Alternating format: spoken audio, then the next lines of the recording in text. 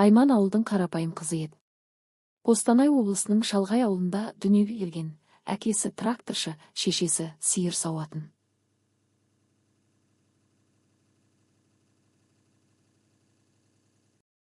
Үйлері ескі, саманнан салынған, қыста суық, жазда ыстық. Мектепте оқып жүргенде ақ Айман қаланы армандайтын. Теледидардан көретін сериалдардағы бай әйелдердің өміріне қызығатын. Мен де сондай боламын деп ойлайтын. Бірақ тұрмыс нашар еді. Ағалары жұмыс таппай, үйде отыратын, әкелері күнкөріс үшін ерте тұрмысқа шығып, балаларын бағып әуре. 18-ге толған соң Айман ауылдағы жалғыз дүкенде сатушы болып жұмыс істеді. Күніне 1000 теңге табатын, оның өзін шешесіне береді. Бірақ оның сұлулығы ауылдың жігіттерін қызықтыратын. Қара шашты, үлкен қара көзді, ұзын бойлы. Дегенмен ауыл жігіттері оған ұнамайтын. Бұлармен тұрмыс құрсам, өмір бойы ауылда қалып қоямын деп ойлайтын. Бір күні ауылға қаладан келген жігіт келді. Оның аты Ерлан еді. Қостанай қаласындағы құрылыс компаниясында менеджер болатын, әкесі ауқатты кәсіпкер. Ерлан ауылдағы туыстарына қонаққа келген, дүкенге кіріп Айманды көрді. Оның сұлулығы, дене бітімі, күлкісі, сөйлегені ұнады. Сен сияқты сұлу қыз ауылда не істеп жүр деді. Айман күлді, қаланың қызы емеспін ғой. Сөйтіп сөйлесіп кетті. Ерлан оған қала туралы әңгімелер айтты, киноға шақырды. Айманның жүрегі соқты. 2 айдан кейін Ерлан Айманға үйлену туралы ұсыныс жасады. Мен сені қалаға алып кетемін, жақсы өмір сүреміз деді. Айман ойланбастан келісті. Ауылдағылар қызғанышпен қарады. Қала жігітіне тұрмысқа шығып жатыр. Той қарапайым болды, бірақ Ерланның әкесі ақша салды. Сөйтіп Айман қалаға көшті. Алғашқы жылдары бәрі жақсы еді, Ерланның ата-анасы бөлек үйде тұрды. Армандаған пәтері кең, жиһаздары жаңа. Айман үй шаруасымен айналысты, Ерлан жұмыста. Ол оған киімдер, телефон сатып алатын. Мен сенің үшін бәрін жасаймын дейтін. Айман жүкті болды, ұл туды. Ерлан қуанды, баланың күтімін Айманға тапсырды. Бірақ Айманға қала өмірі ұнады, түндер, кафе, достар.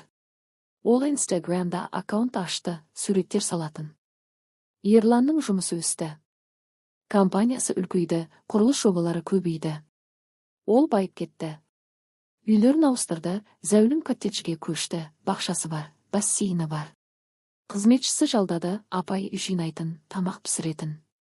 Балаға күтуші алды, жас қыз, баланы бағатын, керек затын әперетін. Айман енді ештеңе істемейтін болды. Мен бай әйелмін деп ойлайтын. Бірақ байлық келген соң Айман өзгерді. Ерланды менсінбей кетті.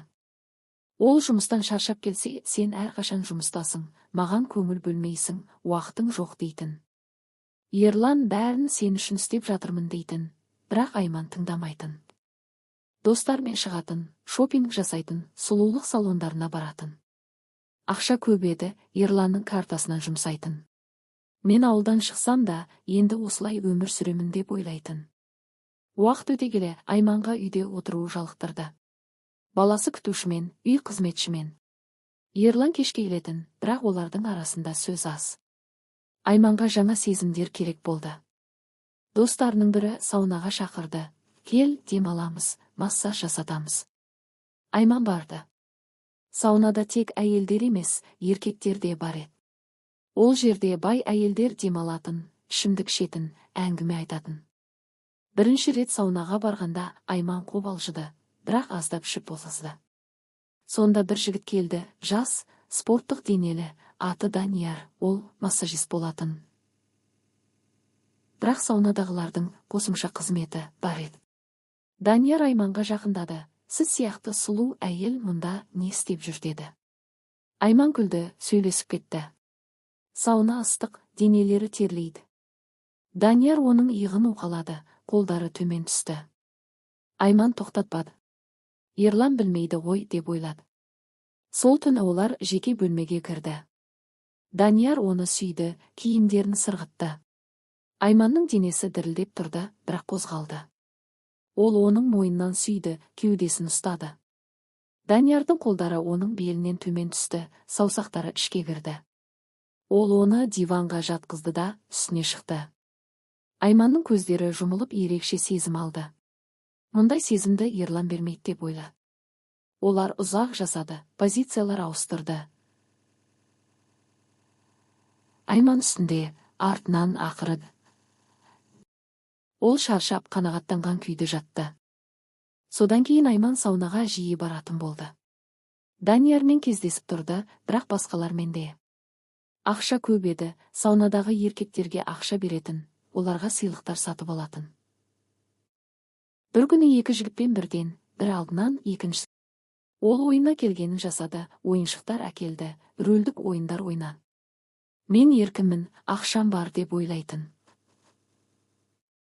Ерланға өтірік айтатын. Достармен шопингте болдым дейтін. Ерлан күмәнданатын, бірақ жұмысы көп, тексермейтін. Ауылдың қызы. Айман ауылдың қарапайым қызы еді. Қостанай облысының шалғай ауылында өсті. Үйі саман, қыста мұздай, жазда пештей. Әкесі тракторшы, шешесі сиыр сауат. Ағалары жұмыссыз, әпкелері ерте күйеуге шығып, бала-шағамен әуре. Айман мектепте оқығанда теледидардағы бай әйелдерді көріп, мен де сондай боламын деп армандайтын. 18-ге толғанда дүкенде сатушы болды. Күніне 500 теңге, соның өзін шешесіне беретін. Бірақ сұлу еді, көк көз, қара шаш, бойы ұзын. Ауыл жігіттеріне қарағысы келмейтін. Олармен шықсам, осы жерде шіріп өлемін дейтін. Бір күні қаладан Ерлан келді.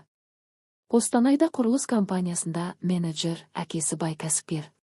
Дүкенге кіріп Айманды көрді де тоқтап қалды. Сен сияқты қыз ауылда не істеп жүр деді. 2 ай сөйлесті, киноға барды, қала туралы айтты. Айман елітті. Ерлан үйленейік деді. Айман ойланбастан келісті. Ауылдықтар қызғана қарады. Той қарапайым болды, Ерланның әкесі ақша салды. Айман қалаға келін болып түсті. Алғашқы жылдары бәрі керемет еді. Пәтер кең, киім-кешек жаңа. Ұл туды. Ерлан қуанды. Сосын бизнесі өсті. Зәулім коттедж, бассейн, бақша, қызметші, бала күтуші, бәрі болды. Айман ештеңе істемейтін болды. Тек шопинг, салон, Instagram. Бірақ байлық келгенде Айман өзгерді. Ерланды менсінбей кетті. Тағы жұмыста болдың ба деп ренжитін. Ерлан сенің үшін тырбанып жүрмін дейтін, Айман тыңдамайтын. Достары бай әйелдер, олар саунаға, спаға шақыратын. Айман барды. Ол жерде әйелдер ғана емес, жас жігіттер де жүреді. Бірінші рет қорыққанмен аздап ішкен соң босаңсыды. Данияр деген жігіт жақындады. Жас, денелі. Иығын уқалады, қолдары төмен түсті. Айман тоқтатпады. Жеке бөлмеге кірді. Данияр оны сүйді, киімдерін сырғытты. Айман дірілдеді, бірақ қарсы болмады. Ол кеудесінен, белінен ұстады, саусақтары ішке кірді. Ол үстіне шығып ішке кірді. Қатты, тез. Айман ләззат алды. Ерлан ешқашан мұндай бермейді деп ойлады. Позиция ауыстырды, Айман үстінде, сосын артынан. Айман шаршап терлеп жатты. Содан кейін тоқтай алмады. Аптасына 2-3 рет саунаға барды. Даниярмен, басқалармен. Кейде екеулеп, кейде үшеулеп. Ақша беретін, олар қалағанын істейтін. Мен еркіммін, ақшам бар деп ойлайтын. Ерланға қыздармен жүрмін деп өтірік айтатын. 1,5-2 аптадан кейін бәрі ашылып тынды. Ерлан телефонды алып, хабарламаларды, суреттерді, видеоларды көрді. Ештеңе демеді. Тек бір кеште кілтті үстелге қойып, мен кетемін. Үйді сатамын. Саған пәтер алып беремін, бала менде қалады. Өзің білесің деді. Даусы тыныш, суық. Айман жылады, тізерлеп отырып жалынды. Ерлан басын шайқады да кетті.